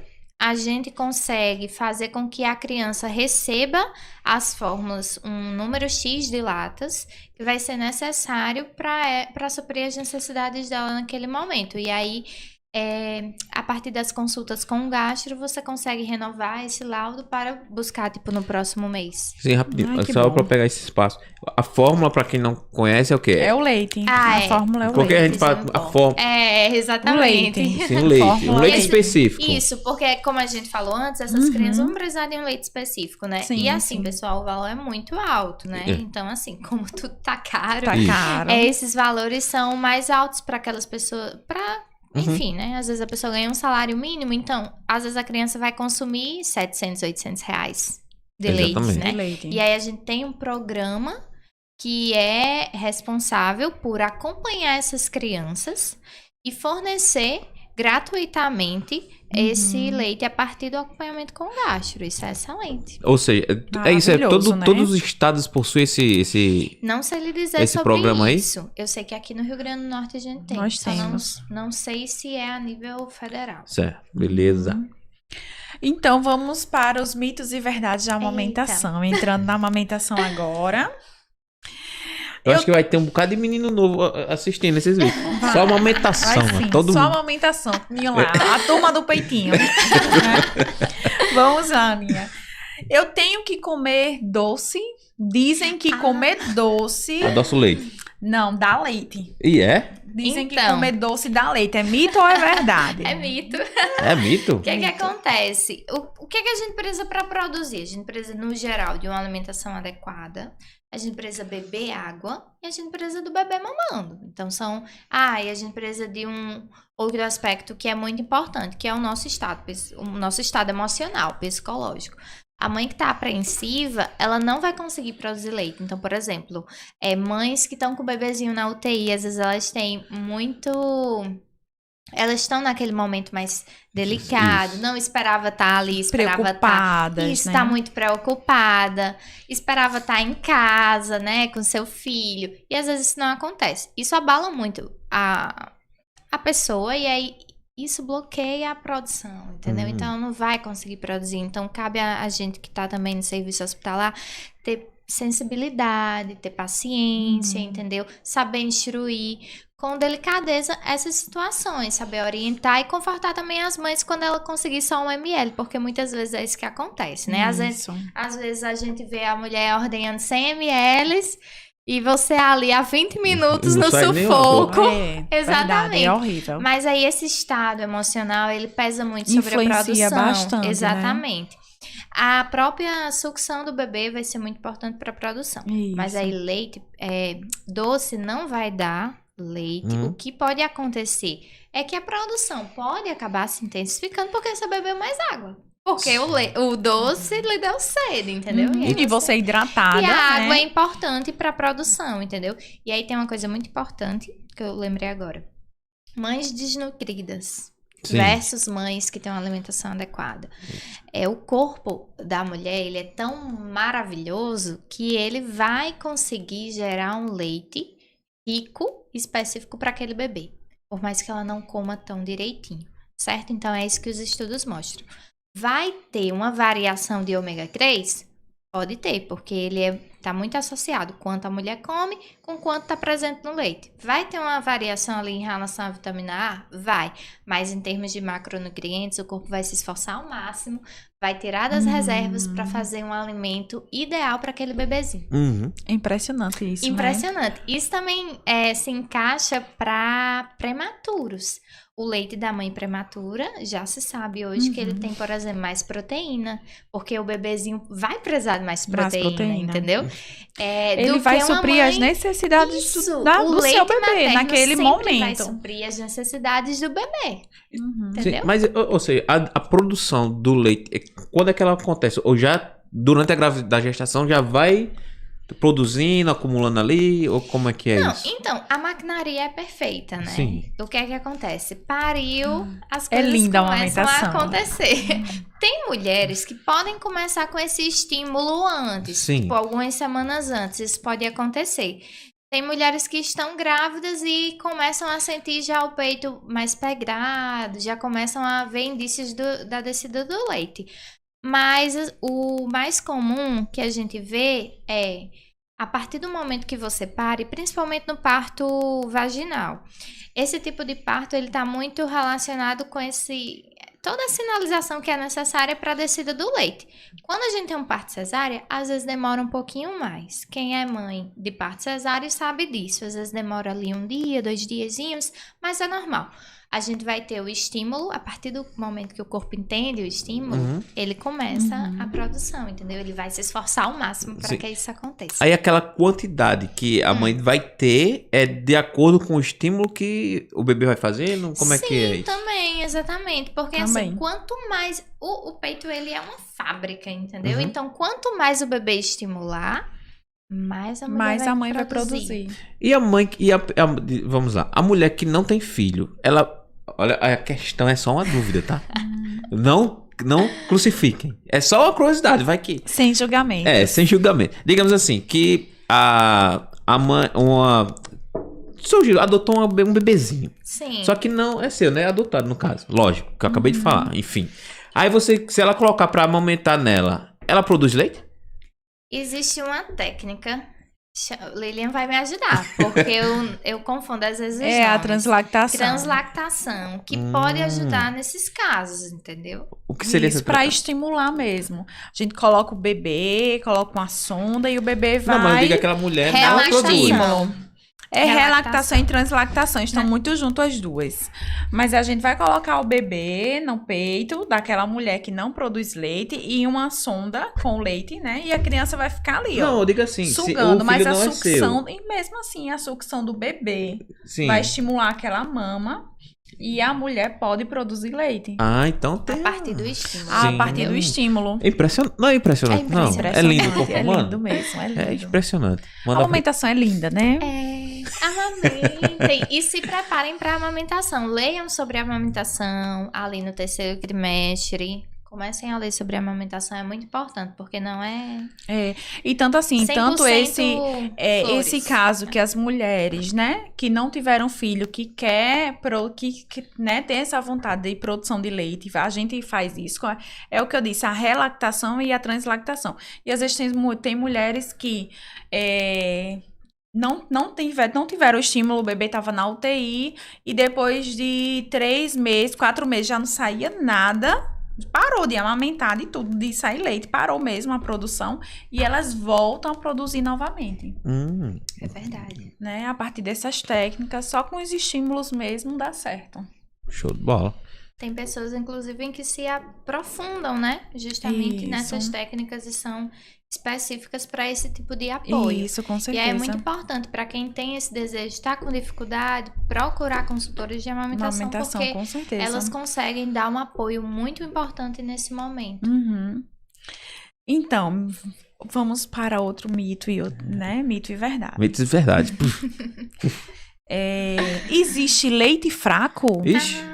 Tem aquele ralinho, leite ralinho? Meu leite é fraco. E agora? Eu vou ter que usar fórmulas? Pois é, tem muita gente que diz assim, ele mamou, já tá chorando, é porque o leite é fraco. É fraco, Isso não existe leite fraco, certo?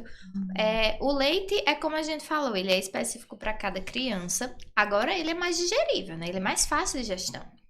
Então, por isso que a criança vai dormir muito quando toma fórmula, e quando amamenta, ela pode acordar mais rápido, ela pode sentir fome mais rápido, entendeu? Isso é normal, mas não existe leite fraco, existe o leite que é específico para cada criança. Inclusive, tem uma situação que é muito engraçada, que tem muita gente que fala, tá saindo colostro, ainda não é leite, mas colostro é um dos tipos de leite que a mulher produz, certo?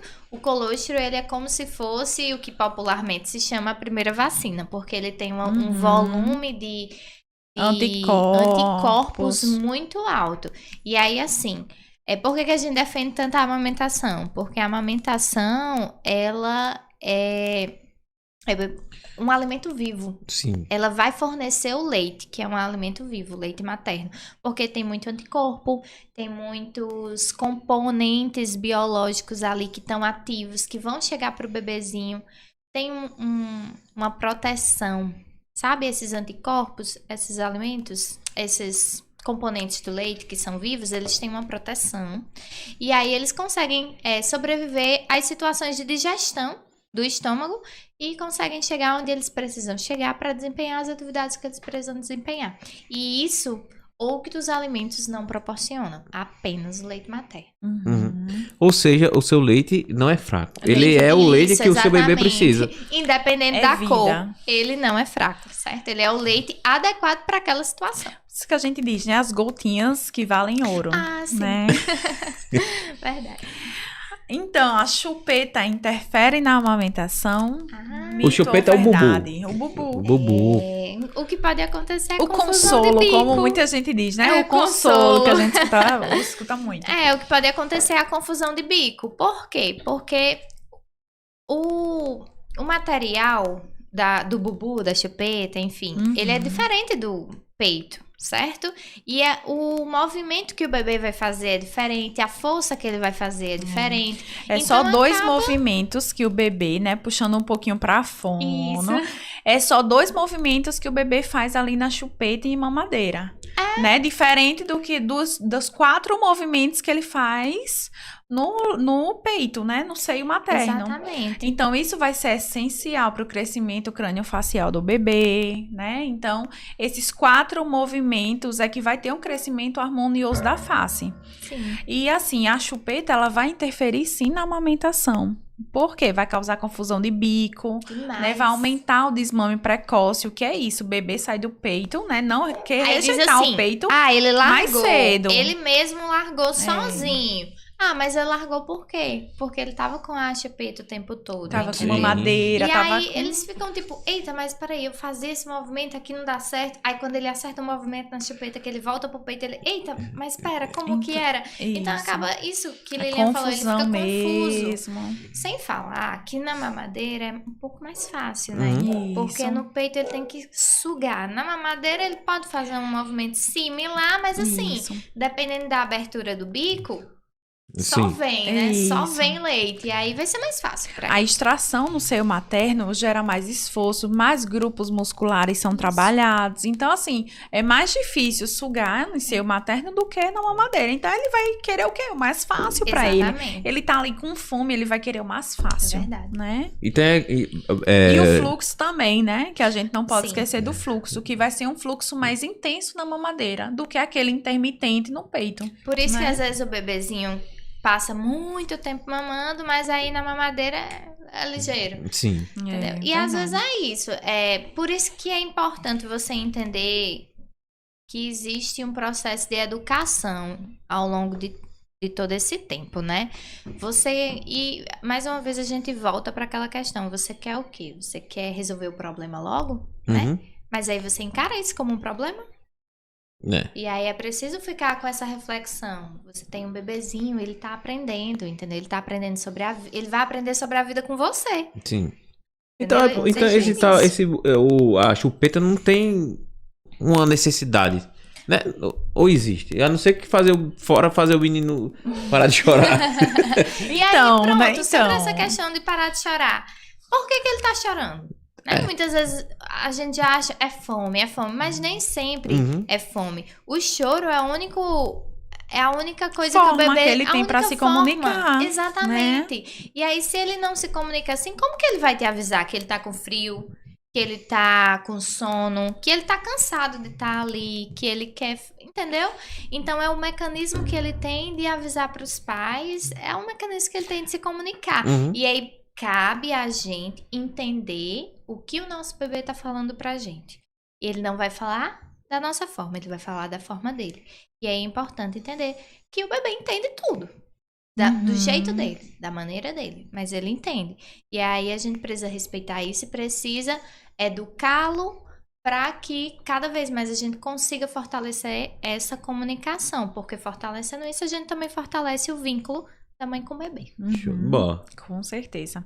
Sim, vamos para as outras. Sim, a criança deve mamar de 2 em 2 horas.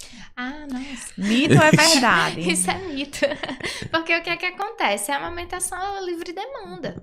Então, assim, se a criança ela tem um ritmo de mamada, por exemplo, pela manhã, que é a cada 3 horas e pela noite a cada 2, é o ritmo dela, entendeu? E aí cabe a gente também respeitar o ritmo de amamentação da criança. Entendeu? Então isso é muito importante. Então não existe um período. Assim, quando ela quiser. O que acontece? Na maternidade, o que a gente faz é que às vezes os bebezinhos, eles estão no novo mundo, né? Eles saíram da barriga e agora eles estão em um novo ambiente. E eles não estão sendo amamentados. Então, muitas vezes o que acontece é aquela orientação de amamentação a cada 3 horas, caso o bebê não acorde sozinho. E por que a gente vai fazer isso? Para evitar a situação de hipoglicemia, que é o quê? É quando os níveis de açúcar no sangue caem, entendeu? E aí isso é um risco para o bebezinho. Então, é importante... É uma orientação que a gente faz durante esses primeiros dias que o bebê tá na maternidade. Se ele não acordou em até 3 horas, por segurança, vamos acordar ele, entendeu? Vamos colocar ele para mamar, para que ele vá aprendendo. E aí, com passar... Criança aprende muito rápido. Então, no segundo dia, às vezes, ele já entendeu o ritmo, ele já entendeu os sinais de fome, ele já entendeu o que ele tem que fazer. Entendeu? Vamos a outra pergunta de Camila. Como eu posso congelar os alimentos, refeições prontas, legumes, verduras, aproveitando melhor os nutrientes? Pronto. Como é que a gente vai fazer? É importante que a gente tente preparar no vapor, no máximo na pressão, porque na pressão cozinha mais rápido. certo? E tem menos tempo de contato ali com a água. E tem muitas vitaminas que são lipossolúveis. O que significa isso? Hidrossolúveis, perdão. O que significa isso? Que elas são solúveis em água. Então, elas têm afinidade pela água, elas saem do vegetal para a água. E a gente, às vezes, acaba jogando a água fora. Para alguns casos, isso é necessário, como o caso do feijão, né? Que vai ficar uma água muito rica em enxofre. Em outros casos, a gente pode até mesmo acabar reutilizando essa água, mas aí varia muito, certo? É preciso entender cada situação. É importante fazer os alimentos, como eu disse, seja na pressão ou no vapor, certo? Congelá-los, descongelá-los da forma adequada, para que eu consiga preservar o máximo dos meus nutrientes. Muitas pessoas, eu até falei esses dias no Instagram, muitas pessoas têm receio de comprar aquelas saladas cozidas já, que já vem pronta, sabe? E aí, ali é um caso que o que é que acontece? Esses alimentos, eles sofrem um processo que a gente chama de branqueamento, que é o quê? Após higienização, lavagem, né? Todo aquele processo industrial, ele vai sofrer um choque térmico. Então, primeiro ele vai ser aquecido e depois ele rapidamente vai ser congelado. Vai sofrer esse choque térmico e depois ele vai ser congelado. E aí o congelamento ele vai ser de uma forma mais agressiva, mais impactante, chegando a tipo, se eu não estou enganada, menos 50 graus. É um congelamento bem brusco. E muito rápido. Isso faz com que os nutrientes fiquem mais ali, entendeu? Como foi pouco tempo lá naquela etapa anterior de branqueamento, né? Que estava cozinhando e depois sofreu o choque térmico. Como foi pouco tempo ali, então acaba que não perde tanto. Às vezes a gente tem uma perda de 10%, mas tudo que a gente faz tem perda, entendeu? E aí, esses nutrientes dessas saladas que a gente encontra congeladas, eles estão ali. Quando a gente cozinha eles no vapor, aí é que eles se mantêm, entendeu? Então a perda é bem menor. Às vezes é 5, 10% de perda. Então é pouquinho mesmo, sabe? Então pode consumir com segurança. Agora, para beber, vamos tentar fazer em casa? É melhor. Vamos tentar fazer o natural, sabe? Comprar mesmo, fazer melhor. Deixa eu ver aqui. A outra pergunta dela, Camilinha, muitas pessoas utilizam o macarrão instantâneo como sugestão rápida de refeição, principalmente para as crianças. Mas sabemos que não é saudável. Tem algum macarrão que a gente possa substituir e fazer algo mais rápido e prático que não prejudique a saúde? Eita, macarrão instantâneo. Então, vamos lá. O macarrão instantâneo, só falando um pouco sobre as características que ele tem. Ele tem uma quantidade de sódio muito alta. O parâmetro que está ali não é o comparável para criança, é comparável para adulto. A recomendação de sódio para criança é muito pequena comparada para nossa, certo? Então, não é um alimento para oferecer para criança. O que é que a gente pode usar? Se a gente for pensar no macarrão instantâneo, a gente tem a ideia de que ele é tipo uma sopinha, né? Então, assim, o ideal é que você procure fazer uma sopinha em casa. Pega um domingo, um sábado, você tá um pouquinho mais livre, prepara essa sopinha. Não quero utilizar o macarrão normal. Pode utilizar o macarrão integral, pode utilizar o macarrão de arroz, que cozinha mais rápido também. Congela as porções e deixa ali. Porque assim, o que é que faz a gente querer um alimento que a gente abre e cozinha em 3 minutos? A praticidade, né? Porque eles são práticos e eles são desenvolvidos para isso. Mas a gente pode se antecipar a essas situações. Se a gente se organizar, a gente consegue fazer uma preparação e deixar congelado. Porque tá congelado é vida. Você só descongela e já consegue oferecer ali. Consegue oferecer. E até uma preparação mais saborosa, muitas vezes, porque você vai temperar, você pode, né, depois de que descongelou e aqueceu, você pode temperar novamente, que é um sabor muito diferente de uma comida temperada artificialmente, né, como são esses alimentos. Certo. E ela disse assim, e como uma sugestão, se tem como no canal dela de interação no Instagram, colocar receitas, sugestões de café, almoço, jantar. Isso aí você encontra na consulta. Pois bem, Mais isso ou não?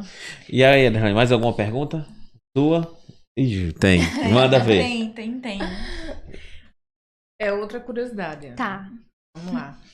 Existem adultos que você lá no meiozinho da live você falou, não come verdura, né? E também existem adultos que não comem carne. Eu trabalho com uma que é assim. Eu queria saber contigo, se é por causa da infância, porque ela disse pra mim que não come carne. Ponto. Não come verdura. Ela cata verdura. Aí eu digo, menina, teve problema na tua infância? Aí ela disse que da parte da verdura a mãe dela oferecia demais. E tomou abuso. E da parte da casa da carne, porque ela disse que não gosta mesmo.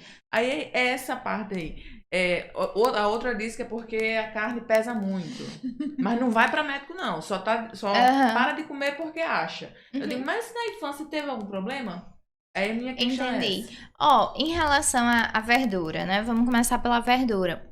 Depende muito da forma como você oferece. Por isso que, mais uma vez, voltando lá no início, paciência e persistência.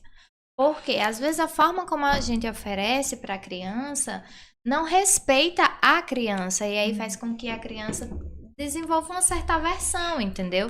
Então, se você oferecer de uma forma dinâmica, se você respeitar o tempo dela, um alimento novo, se você começar com interação despretensiosa, isso vai ser muito mais válido para ela, porque chega de uma forma mais amigável. Se eu trago aqui uma preparação que vocês nunca comeram e eu obrigo vocês a comerem, é claro que vocês não vão comer. Isso. Então, se a gente quer que a criança coma, se ponha no lugar, entendeu?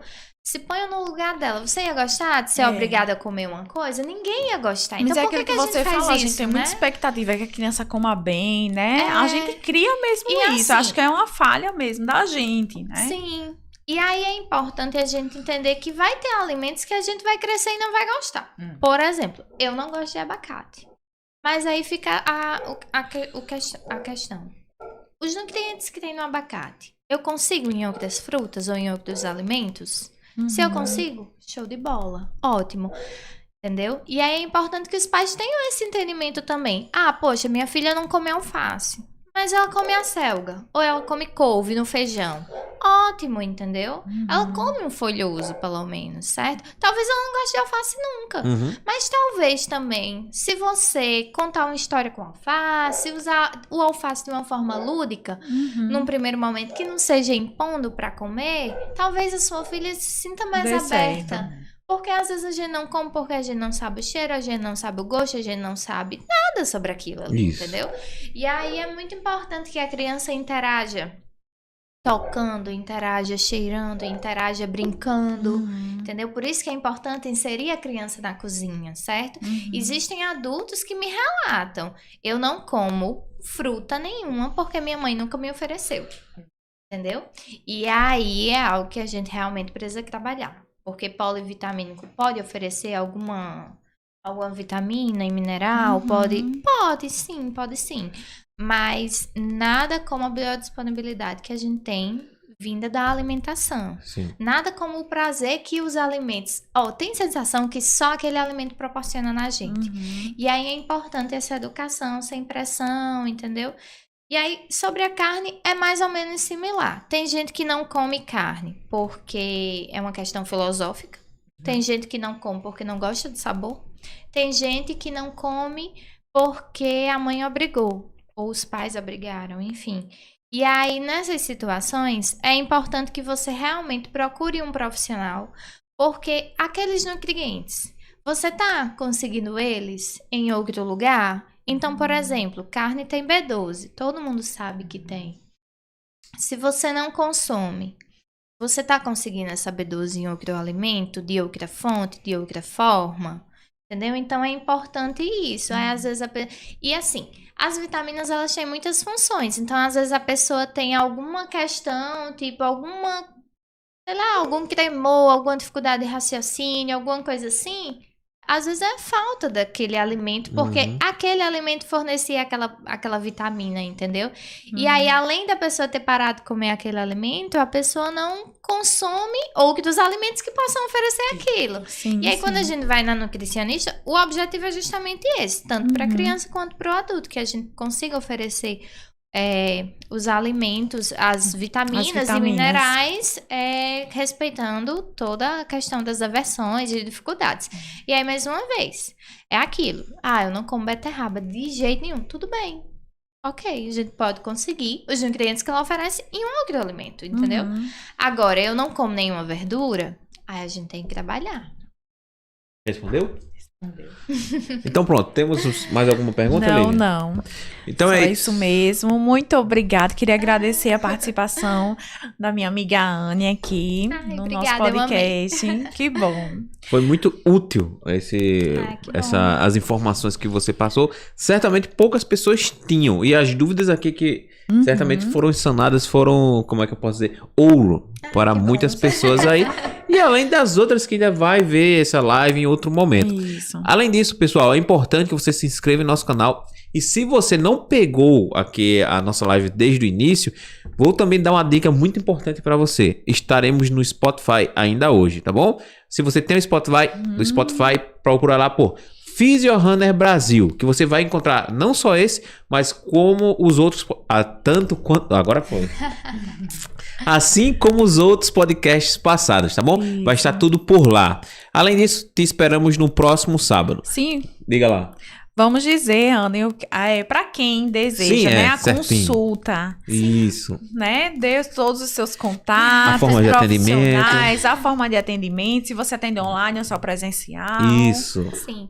Atualmente eu atendo tanto particular de forma online, né, para as pessoas que não têm como, enfim, se deslocar, como atendo também presencialmente na clínica Nutrivida. Sim. Então, querendo uma consulta comigo, é só ligar para lá e dizer meu nome.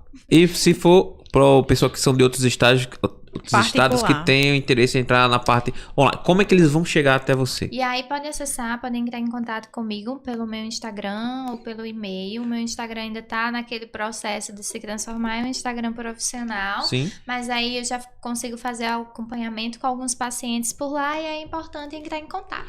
Pois bem, então o Instagram dela já vai estar aqui na descrição do vídeo. Terminou a live, só ir aqui na descrição que vocês já vão ter o Instagram para que vocês possam segui-la. E caso tenham interesse em uma consulta, uma aula, né?